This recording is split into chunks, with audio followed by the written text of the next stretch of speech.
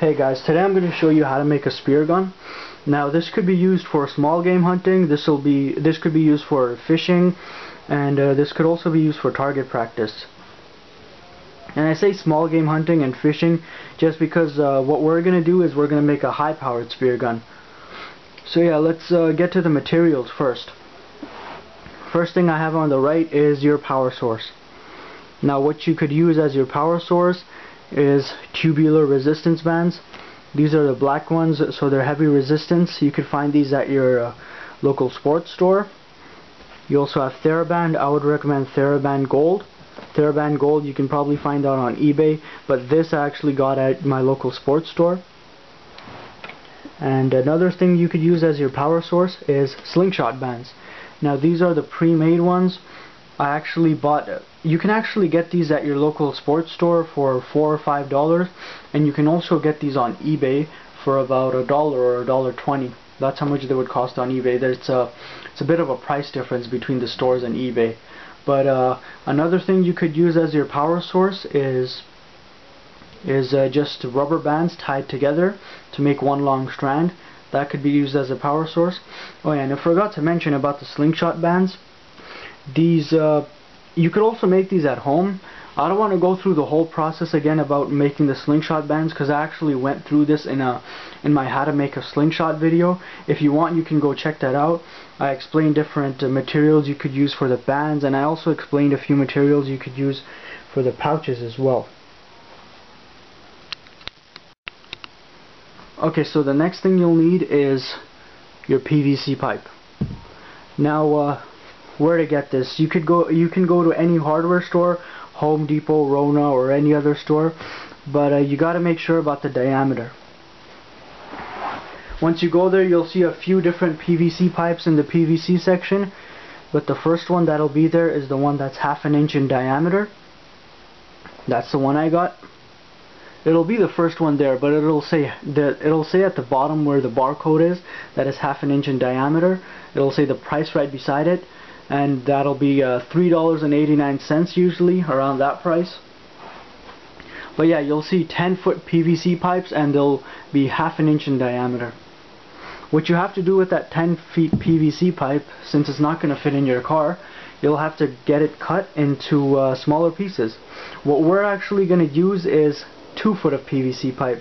So yeah, take it into the sawing section, or wherever they have their saws, their manual saws, and you could cut it yourself into 2 foot pieces, 5 2-foot pieces, and that'll be good. But this one is a 2.5 foot piece, since I cut it into 4 2.5 foot pieces when I was there.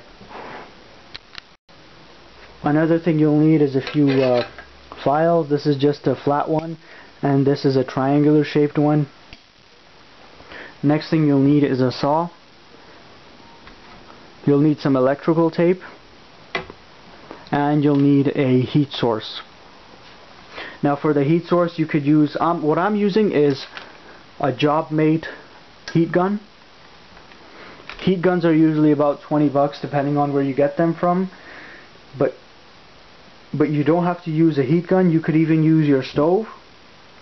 You could even use a lighter. You could light a candle. You could use that as your heat source. But yeah, those are the heat sources. Okay guys, so let's start working on the PVC pipe first. What I'm actually going to need for my from the PVC pipe is 2 1-foot pieces of PVC pipe. So since this is a 2.5 foot PVC pipe, what I did is I marked it with a pen at 1 feet. So from the end all the way to down here is 1 foot. So I'm going to cut that off, and then from here to there, I marked it again, it's another 1 foot. I'm going to cut it off from here. So we're not going to need this extra 6 inches, which is right here. From there to there, it's another 6 inches, which I don't need. All I'm going to need is 2 1-foot pieces of PVC pipe. It's better to just mark it with a marker so you know where to cut. So here and up over here. So what we're going to do is we're going to use our saw, cut it, and get back to the video. Okay, so now we just cut our two 1 foot pieces of PVC. Both of these are 1 foot each. So the next thing we have to do is, as you can see, we got rough edges. So what we're going to have to do is take our file and just file it down. Both sides, same with this one. Just for the outsides, and then the insides, we're going to use this one, the triangle shaped one, just to get the inside smooth. Okay, I'll do that and I'll get back to the video. Okay, so right before this, the edges were a little bit rough, and the reason we filed this down is because when it's rough and it has sharp edges at the ends, it's probably going to cut your slingshot bands. So I took the file, I smoothed out both sides, smoothed out the insides using the triangular file. Looks a bit better now. It's usable. So next thing we have to do is create our handle. So what we'll need is just one of our PVC pipes for this part, and as you can see, it's 1 foot. The total pipe is 1 foot, so we're going to mark it halfway, which is 6 inches. We're going to take our pen, just mark that down, and then we're going to bend this in half into our handle using a heat gun. So let's go and do that. Okay, so we got our gloves on for this. We got our pipe, we got it marked halfway at 6 inches, and we got our heat gun. Now you don't have to, as I said before, you don't have to use a heat gun. You could use your lighter, you could use a candle, you could use your stove, but this is what I'm using just because it's the quickest method for me right now. So what we're going to do is take the heat gun, go in a circular motion, and heat up the general area that's in the middle. And then we're gonna heat it up until it gets soft enough for us to bend it.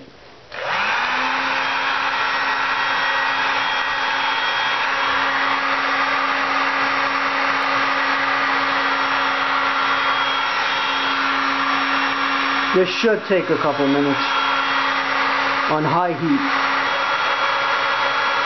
Okay, let's see if we're able to bend it now. Let's move that to the side. See if we can bend it or if we'll have to heat it up more.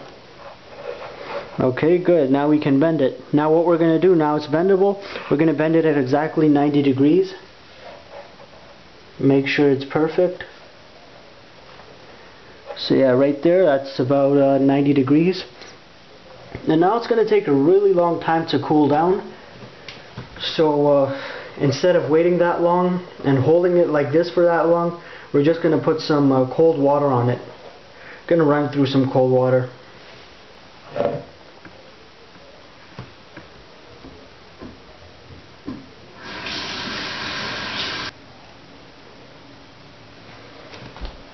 Okay, so it's under cold water for a few seconds. It's ready to go now. It's rock hard now. Can't even bend it. Okay, so we're done making the handle. We're done with our heat gun. We're done using it. We won't need that anymore. So since the handle's made and we got our second PVC pipe as well, the next thing we're going to do is wrap them both up in electrical tape. Just looks better that way. Okay, so both pieces are wrapped up in electrical tape now. They'll look a bit better. So we're going to add our slingshot band now. What you got to do for this part is just take your 1 foot tube, put this right at the top, and make sure these two sides are even. You got to be even on both sides. So take that, press it, bring the rubber down. Should be even on the rubber too. That's got to be even on both sides, as well as the pouch and where the pouch ends. As you can see, they're even. So take your rubber, stretch it out, and make sure it's got a little bit of tension here. See what you're holding this over here? Make sure it's got a little bit of tension. So basically it shouldn't be loose, should be just a little tight, like that. So what we got to do is about 1 inch away from the ends, where the rubber ends, wrap it around in electrical tape. Electrical tape works really well for wrapping up these bands. They're actually pretty strong. I'm just going to take it and wrap it around. And you gotta do this, pull it, wrap it. Gotta go around about 10 times to get a snug fit. Keep them tight so they don't fall back. Just release and hit you. So you wrap that up about 10 times. Pull it each time to get a tighter fit.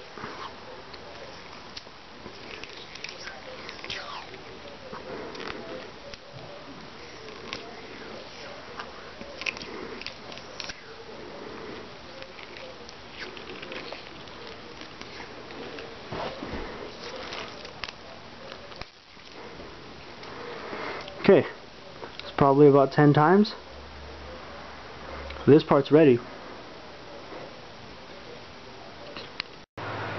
Okay, so now we've got our handle and we got our barrel with the bands attached. Now what we gotta do is put these two together. How you do that is, first take this, you can get this out of the way, pull it over, put this right here, make sure it's even on right on this side. Both of them are leveled with each other. Okay, so now that you've got this out of the way, make sure that the band right over here is aligned straight and it's sideways. It's not like that, and it's not like that. Make sure it's perfect. Make sure it's perfectly aligned. Make sure it's sideways. And we're just going to tape this area right here. This whole area is going to get taped. Just going to use our electrical tape. Now at first you put a little bit. Don't put too much. Don't put too much of it. Just because after you get the first one, the first time around, this is your chance to sort of mess around with it and make sure it's aligned properly. See? Push it, shape it, make sure it's straight. And then you put the rest of it. I'll do that right now.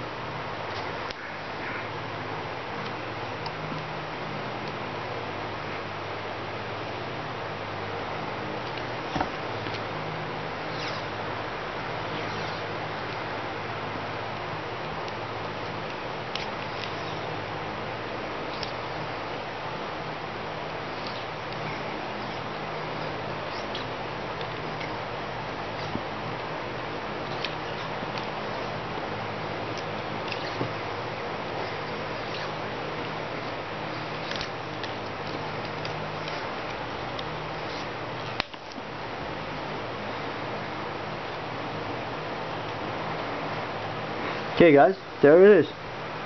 Your spear gun is ready.